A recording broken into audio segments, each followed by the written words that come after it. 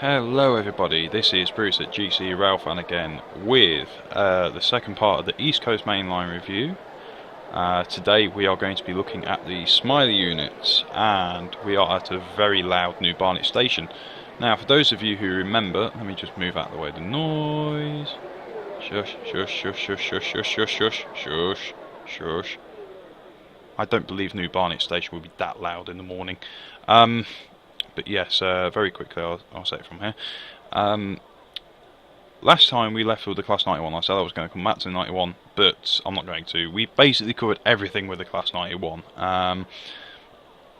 What we also learnt was that I was shit out with my head out the cab because I can't hear any of the warnings go off, so I just fail epically when the brakes come on. So I said today we'll look at the Smiley unit, which is Class 365. It's a very rudimentary RSC product. So what I'm going to do is I'm going to be very nice to us all, and I'm going to move us away from this station so we can actually hear ourselves think, and we might actually be able to get somewhere. Right. Okay. Why is there a red signal? Why? Oh, hello. Oh, no, it nearly crashed on me. Right, let's just... I'll just open it up and get it away from here. Let me just tab it. As you can already hear, it's not got the right sounds, but anyway.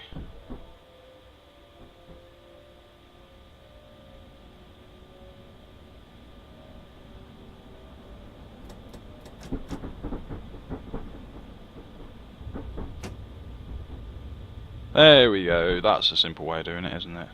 Next time I'll play something out of the station on the next part of the review so I don't go la la la la la and all these people deafening me to living hell. So, let's just put that a bit nearer to my mouth. There we go. And stop. Right, let's just take that out of gear.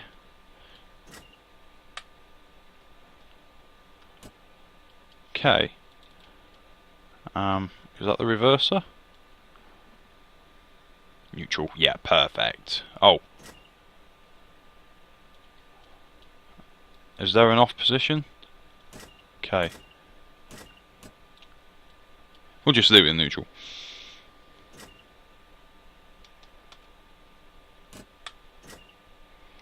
Okay, well, that's not working very well. Anyway, right, this is the 365 that came with the East Coast Main Line, Peterborough, London. As you can see, it's quite clear why they call it Smileys. If you look head on, let's get rid of that stupid annoying menu. As you can see, it kind of looks like it's smiling. Now, I kind of think they are the most ugliest units going, apart from those Juniper things that operate around Manchester. That's just me. Now, we do have variants of the cab on the driving ends with a driver, and there's the ND in the editor menu, which means no driver. I believe I clicked an ND for the rear cab, and that bloody noise is back again. Oh no, I didn't. But anyway, I think there's an issue with the volume in terms of the stations. Let me just play about with the volume. Let's turn it up a little bit because you guys won't be able to hear the engine sounds. So as you can see, we've got a bit of detail on the front. This is an RSC model. It did come with a route, as you know. If we look, zoom in at the textures, in mind I've not got the high settings, so they won't look the best. It looks kind of realistic, but it looks photo-y. Like, I know they've tried emulating the real thing, but it kind of looks a bit shit. The textures look shit. The model ain't bad. The delivery down the sides are alright. Let's have a look at the bogie detail. I always like bogie detail. It's always cool. If you look at the bogie detail, it's pretty straightforward, just like the real thing. Delivery texture's okay, but it'll look better on high settings. But yeah, they've even got the yellow point for the crane lifting. The airbag, the suspension arm and everything else, it doesn't look too bad. I see they've even put the emergency sticker here, emergency door release handle, which is quite cool.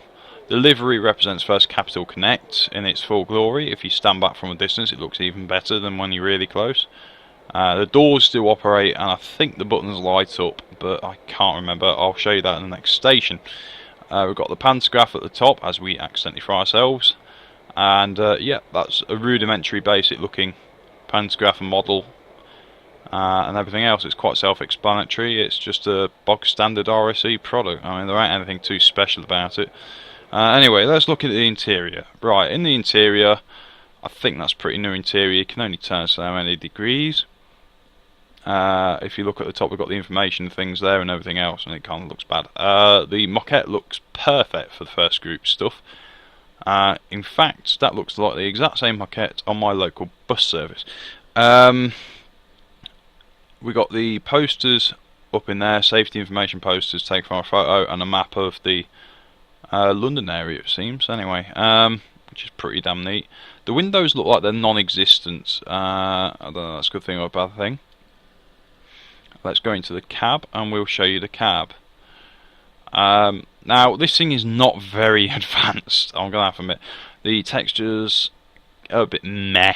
I've seen better, I've seen worse. Some of it looks great, some of it looks really crap. Again, there isn't a DSD foot pedal. Is there a hill stop button?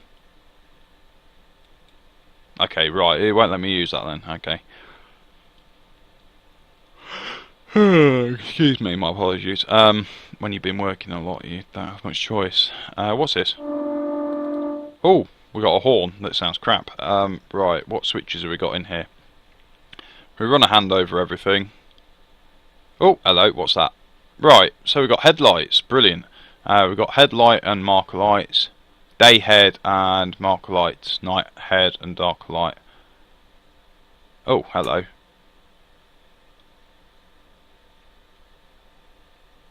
Okay, we want... Right, we've got daytime. Let's... Oh, we can get it to night time. Nope, that's brilliant. It's just a bit of a faff and fart doing it. So we'll set the headlights to day.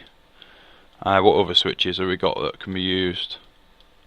Not many. Kind of not surprised, to be honest. That's the emergency brake.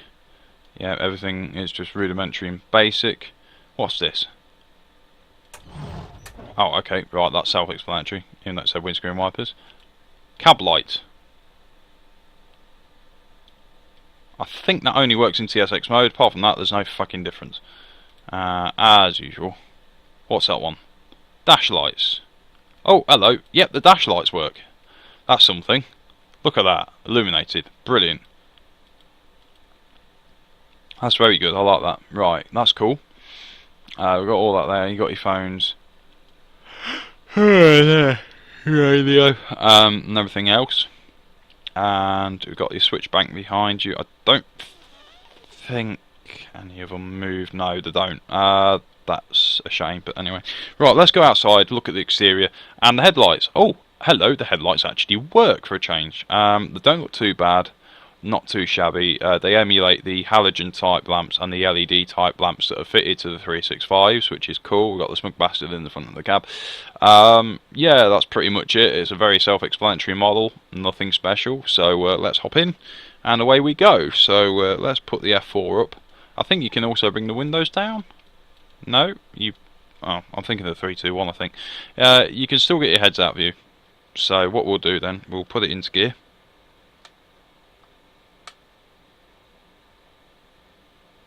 It normally gives you an AWS ping, which has obviously already gone off because of everything how it's been sorted out. So what we'll do is we head outside and we'll give you the sound from out here. Okay, so we've got the off. Ooh, I don't like the sound of that horn.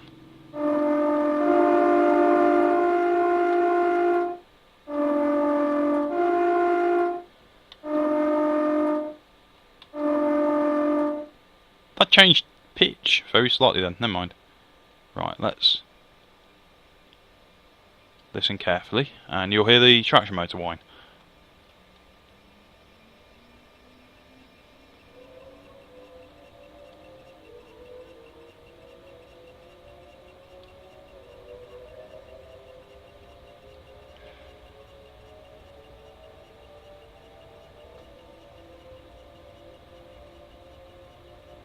So you can hear the traction motor whine going through its phases. The only problem is with these sounds, guess what they're off? The 465.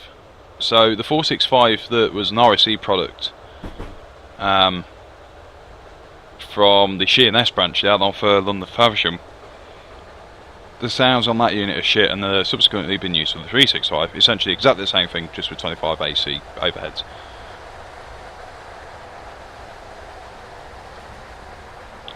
So we'll hop into the cab, see what happens now. We'll go up for a couple of stations. This part of the review isn't really going to be long. I'll show you what it's capable of and what I think of the physics, and then we'll cut off there, and then part 3 will be for the 321 units, the RSC ones, which are released after the release of the ECML route, and the AP Power Armstrong Powerhouse 321. We'll do a comparison of both units and see which one you like better.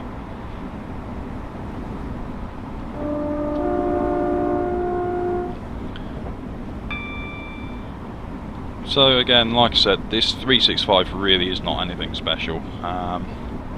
It picks up a hell of a lick of speed. You put it in top notch and it goes like a bloody rocket. It is quite a fast accelerating unit. Again, I've never driven one of these things. I'm not a trained driver, so I wouldn't know how realistic the physics are. I've never even ridden one, if I'm honest. But I do plan to in the future.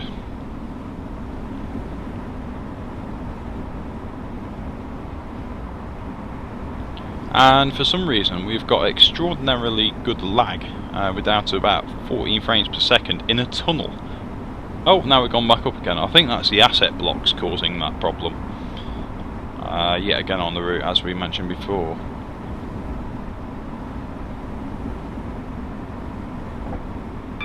Okay, so we'll bring up the F5 menu, and I'm just going to see how fast this thing will really go. So I've got the readout there.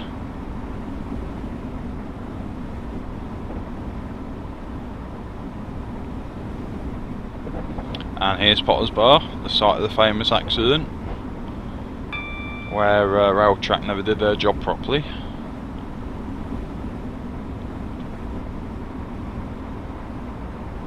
So at the minute we are currently cruising at 109.9, we're at 110.0 just now. You won't be able to read it in the top corner, I don't think, not very well on YouTube anyway. This is a standard 4-coach formation. These units I think are only designed really to 100, 110 anyway.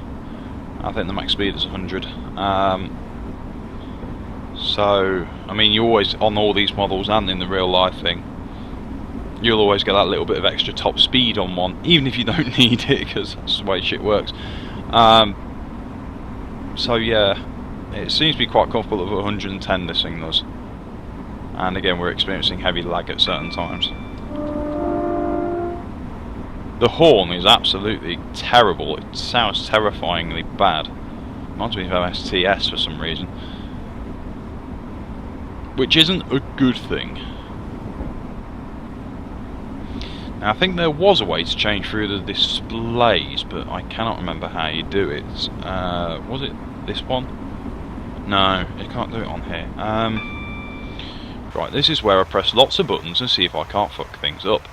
Right, now if we press that button, Control Shift that button, no, hold on. No, okay, I think you have to change that one in Scenario Editor. I haven't done the tutorial for that one yet, so when I get round to it, I'll gladly do it.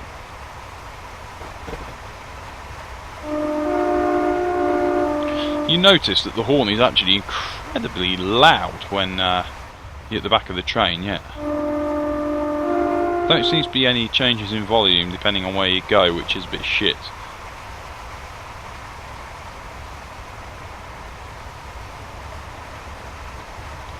The track sounds quite nice, a bit gliding. It sounds quite nice.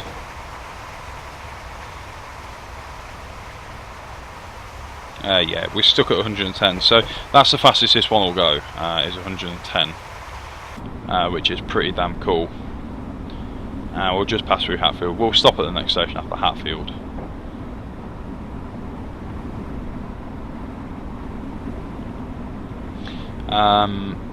Yeah, I mean, this came with the route. It had several scenarios with the route. In fact, apart from a reskin of the Class 43, this was all the rolling stock that was actually supplied with the route. You had to drive a Class 365 or a reskinned HST, I think, and that was it. That was it. Tough tits. If you didn't like that, you didn't like it. The scenarios that came with this piece of rolling stock, included in the route bundle, were all career scenarios. So if you don't like career scenarios and you hate that pointing system like I do so much, as many of you know, you kind of up shit creek trying to paddle with a breadstick, because you're not really going to get anywhere. It just frustrates you. And that's another thing, I don't know, I think people do enjoy the career scenarios, but I think it's more of a nuisance than a helpful thing to a lot of us rail simmers, because we just like to drive trains and have a bit of fun, you know. That's what we want to do. We want to envisage doing what they do on the railways, but, you know, not following every single rule to the rule book.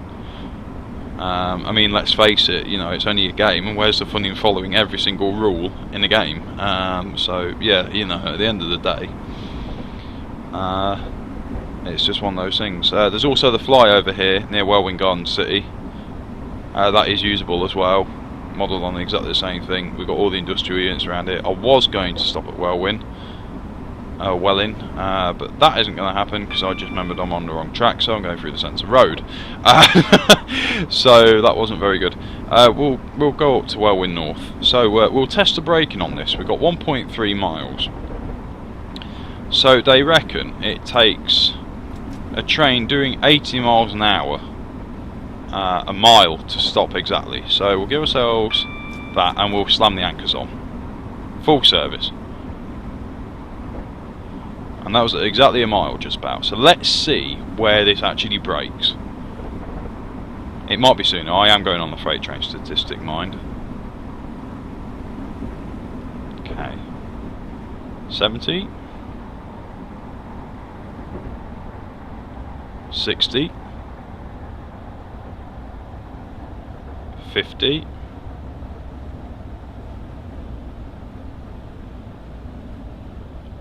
40, 30. Oops, a daisy. And yeah, I accidentally caused a bollock up, so I accidentally put it into emergency.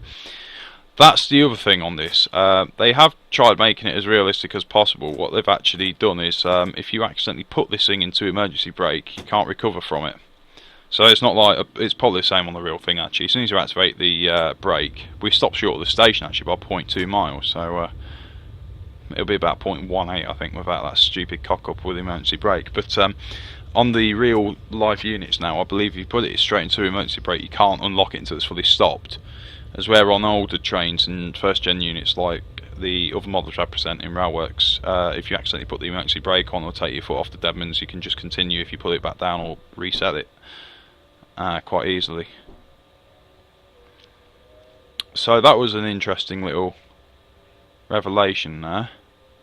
But yeah, I mean, this isn't a particularly fantastic part of the bundle included for $24.99. I think the 365 is a bit shit. I mean, it's something to drive, it's a bit cool.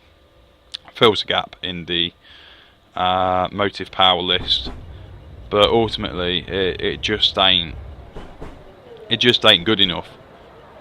The other thing that gets my wick still about this route is all the bloody passenger noises. It's just so over loud, it's unreal. It's like a wasp being shouted through a bloody megaphone, man. I'll overrun the platform slightly, I always do, because I'm shit. Right, there we go. Right, if we go to the rear of the unit, I'll open the doors and we'll see if the little buttons light up. I can't remember if they do or not. But I know the lights on the middle of the carriages should. There you go. The light has shown up. What I've noticed is, it shows up, but the whole thing doesn't illuminate. which is a bit of a pain in the arse. I mean, the whole thing's normally illuminated on a train, so you can see it clearly. If you were a dispatcher or something, and I will be starting as a dispatcher with a railway company soon, you can't see that for shit, unfortunately. The buttons don't light up, but the doors do open correctly. We should see them close. And they close with the correct sound. Maybe, albeit a little bit too quick, but that's pretty damn cool. So anyway, I think for the minute, that's the best part of our review for now. That's the crap bit out of the way, and it's only 20 minutes long, so I didn't bore you to death. So what I'm going to do is, I'm going to position us here, and we will see the train off. And then that way, I'll leave you to rest in peace, and I shall return with part 3, where we will actually finally review both of the 321s made by separate companies.